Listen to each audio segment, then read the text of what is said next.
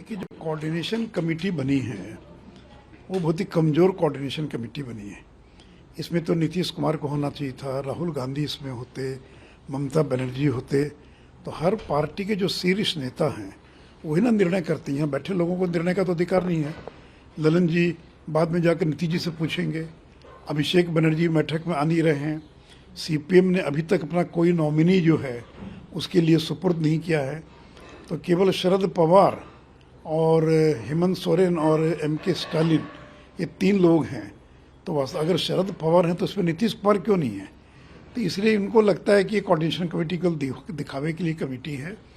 और इस seat sharing पर ही क्या निर्णय कर सकते हैं? सीट शेयरिंग तो राज्यों के अंदर होना है ना। कोई कोऑर्डिनेशन कमेटी की बैठक में तो सीट शेयरिंग हो नहीं सकती है। अब बंगाल में क्या सीट शेयरिंग करेंगे? अभी चुनाव हुआ, बाई इलेक्शन, सीपीएम कांग्रेस के जॉइंट उम्मीदवार को 13,000 वोट आया, बुरी तरह से हार गए। केरल के अंदर बाई इलेक्शन में कांग्रेस और सीपीआई एक दूसरे के खिलाफ चुनाव लड़ रही है। तो सीट शेयरिंग तो ये इस तरह की बैठकों में कर ही नहीं सकते। बहुत होगा तो कोई रैली वगैरह तय कर सकते हैं कि साहब यहाँ रैली करेंगे, वहाँ रैली करेंगे। बाकी जो 4 कमेटी बनी, अभी तक ममता बनर्जी ने 4 कमेटीज़ में कहीं भी अपना नुमाइंदा जो है अभी तक नहीं दिया। क्या कारण है? और अब तो झगड़ा शुरू हो गया प्रधानमंत्री पद को लेकर। कल ललन सिंह ने एक सभा के अंदर बाकायदा उनका बायोडाटा रिलीज़ किया, नीतीश कुमार का, इतने साल तक मुख्यमंत्री रहे, ईमानदार हैं, फलाना है, इनको जो है अलायंस का प्रधानमंत्री पद का उम्मीदवार होना चाहिए। उधर ममता बनर्जी के लोग ममता बनर्जी का नाम फ्लोट कर रहे हैं, कांग्रेस के लोग बाकी कर रहे हैं। तो पहले तय तो करें कि उनके प्रधानमंत्री पद का दावेदार कौन होगा।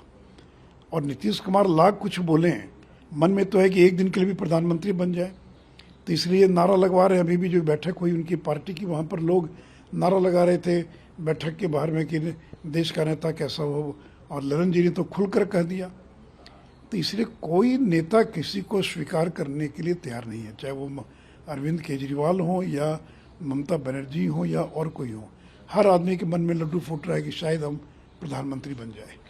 सर, कोई नेता किसी को स्वीकार करने के लिए तैयार नहीं, ये आप लोग कह रहे हैं, लेकिन उनका ये कहना है जैसे कि अभिषेक बैनर्जी नहीं आ पा रहे क्योंकि ईडी समन की वजह से, उनका ये कहना, उनके लीडर्स का पांजा का, कि जानबूझ के इतनी सक्सेसफुल मीटिंग्स हो रही है, यही वजह है कि आप लोग घबराए हुए हैं और इस तरीके की। ममता बनर्जी क्यों नहीं जा रही? ममता बनर्जी को जाना चाहिए था, या और किसी को भेज सकते थे। ऐसा तो है नहीं कि नहीं भेज सकते हैं।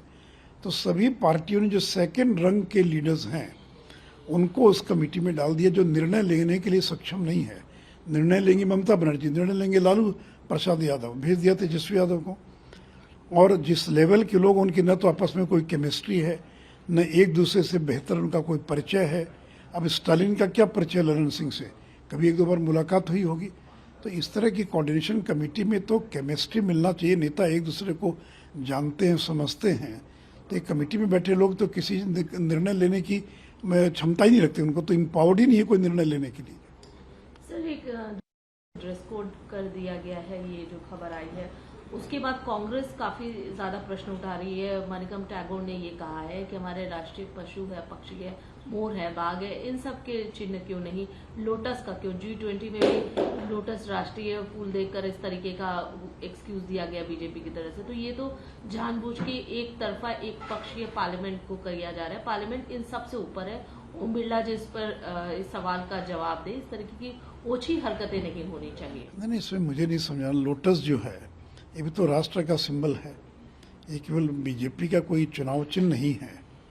तो इसलिए, और देखिए अभी तो लोकसभा के स्पीकर ने तय किया, राज्यसभा के स्पीकर, वही लोग इनका जवाब दे सकते हैं। लेकिन अभी आपने देखा जो G20 की बैठक हुई, जितने भी प्रतीक चिन्ह, मोर से लेकर शेर से लेकर, सभी का इस्तेमाल किया गया है। ऐसा नहीं कि केवल लोटस का इस्तेमाल किया गया है। इसलिए जो 50 जगह जो प्रतीक लगाए गए, आप उसमें देखिए कि इस देश की सभ्यता, संस्कृति, यहाँ तक कि राज्यों की जो प्रतिभाएं हैं, राज्यों का जो कल्चर है, राज्यों का जो हैंडीक्राफ्ट है, उसको भी डिस्प्ले किया गया। अब एक कह रहे हैं कि साहब नालंदा खंडर क्यों दिखाया गया? अरे भाई, हमारी विरासत है। जनता दल के एक नेता का बयान आया है कि नया विश्वविद्यालय दिखाया जाना चाहिए था। अरे हमारी जो विरासत है, चाहे वो वहाँ पर कोणार्क का जो प्रतीक है चक्र, धर्म चक्र का, या फिर नालंदा खंडर है, तो विरासत को वहाँ प्रेडिक्ट किया गया। तो कुछ भी बोलना, कुछ भी बोल देते हैं। मणिकम टैगोर क्या बोल रहे हैं? तो अभी कोई ड्रेस बना, अब ड्रेस कैसे बना, क्या बना, अखबारों में देख रहे हैं, मेरी तो कोई जानकारी नहीं है। तो इसके बारे में तो मुझे लगता है कि इस तरह के सवाल उठाने की आवश्यकता नहीं है। हर चीज़ का विरोध करना, उद्घाटन हुआ तो उसका विरोध कर रहे हैं, तो कोई भी ऐसी चीज़ नहीं जिसका ये अच्छी चीज़ का ये समर्थन कर सकते हैं।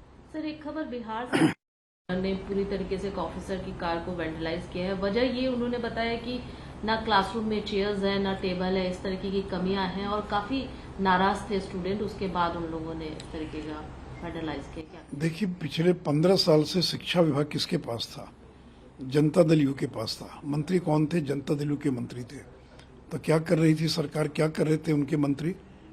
और नीतीश जी सीधे शिक्षा विभाग को देख रहे थे, बीजेपी तो उसमें कहीं नहीं थी।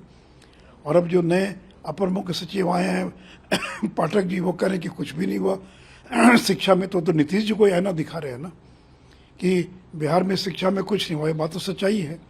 टेबल नहीं है, कुर्सी नहीं है, बैठने के लिए जगह नहीं है, टीचर्स नहीं है। तो लड़के अगर विरोध कर रहे हैं तो बहुत वाजिब है। और भी जगह इसका विरोध होना चाहिए, क्योंकि शिक्षा कभी चुनाव का मुद्दा नहीं बनता है। अगर जो गार्जियंस अभिभावक अगर शिक्षा को, स्वास्थ्य को चुनाव का मुद्दा बनाए कि मेरा स्कूल नहीं बनेगा तो वोट नहीं देंगे, लेकिन लोग तो इन बातों को लेकर तो कभी विरोध नहीं करते। तो अच्छी बात है कि लोगों में जागृति आ रही है और लोग ऐसे मुद्दों का विरोध कर रहे हैं। सर, बीजेपी प्रेसिडेंट अन्नामलाई ने जो जिस तरीके का बयान दिया है कि इंडिया में एक ग्लोबल डिजीज हो गया है, जिस तरीके से कास्ट के आधार पर बांटा जा रहा है, और ये भी कहा है कि हिंदू रिलीजन जो है वो एक बिगेस्ट जो घातक सिद्ध हो रहा है। हिंदू धर्म को लेकर लगातार सवाल उठाए जा रहे हैं, इसके पहले भी हुआ है और अब एक बार फिर से इस तरीके का बयान सामने। देखिए, उनके एक मंत्री का भी बयान आया है, और मंत्री बयान देने के जो ये इंडिया अलायंस बना है, ये सनातन के विरोध में बना है। अब तो सोनिया गांधी, राहुल गांधी को स्टैंड लेना चाहिए, बताना चाहिए कि ये जो अलायंस बना उनका, वो हिंदू धर्म के विरोध में बना है, सनातन के विरोध में बना है। क्योंकि जो डीएमके के नेताओं लगातार इस तरह की बयानबाजी कर रहे हैं, अपने बयान पर कायम हैं। उदयनिधि ने तो अपने साइट पर एक मस्कीटो रेपेलेंट यानी मच्छर मारने की जो अति मशीन, उसको उन्होंने और उस पर पोस्ट किया है। यानी वो दिखा रहे हैं कि साहब ये जो सनातन धर्म, हिंदू धर्म है, ये मच्छर है, ये डेंगू, इसको मारने के लिए और दवा की जरूरत है। तो डीएमके के नेता लगातार इस तरह की बयानबाजी करें, सनातन धर्म, हिंदू धर्म के खिलाफ में बयान दे रहे हैं, और कांग्रेस के लोग चुप्पी साधे में हैं। नीतीश कुमार हों, लालू यादव हों, राहुल गांधी हों, सोनिया गांधी हों, इन्होंने एक बार भी कंडेम नहीं किया। और अगर हिम्मत है कांग्रेस में तो तमिलनाडु से अपना समर्थन वापस लें, अपने मंत्रियों को वापस बुलाएं, तब तो समझ में आएगा कि आप डीएमके जो सनातन को गालियां दे रहा है, आप उसे सहमत नहीं हैं। जूनियर लेवल के जो उनके लोग हैं वो बयान दे रहे हैं। तो डीएमके और कांग्रेस गठबंधन में है तमिलनाडु में, और लगातार सनातन को गालियां और पवन मुंडी करके जो एक उनका मंत्री है, उसका बयान है कि यह अलायंस बना है सनातन के विरोध में, हिंदू धर्म के विरोध में। तो इस पर एक कांग्रेस को स्टैंड लेना चाहिए, और स्टैंड का मतलब सोनिया गांधी, राहुल गांधी कुछ बात बोले तब तो बात समझ में आएगी, नहीं तो यही समझा जाएगा कि ये लोग उसके समर्थन में खड़े हैं। लेकिन हिंदू धर्म को घातक ए राजा भी बता रहे हैं। नहीं कह रहे, तो ए राजा भी तो डीएमके के ही है ना। तो उसमें कह रहा हूँ कि डीएमके के तमाम नेता, ए राजा, स्टालिन के बेटे उदयनिधि, उनका एक मंत्री, ये लगातार बयान दे रही, क्या दर्शाता है। और ए राजा ने तो कहा कि पूरे दुनिया के लिए घातक है, भारत के लिए नहीं, ये पूरी दुनिया के लिए घातक है। तो जिनकी पूरी राजनीति जाति पर आधारित है, डीएमके की पूरी राजनीति जाति पर आधारित है। एक और कहते हैं कि जातीय गणना होनी चाहिए, और दूसरी ओर कहते हैं कि हिंदू धर्म में जातीय भेदभाव है, इसलिए हिंदू धर्म खराब है। तो इसलिए डीएमके ने जो स्टैंड लिया है, उसका आज तक कांग्रेस के किसी बड़े नेता ने उसका खंडन नहीं किया।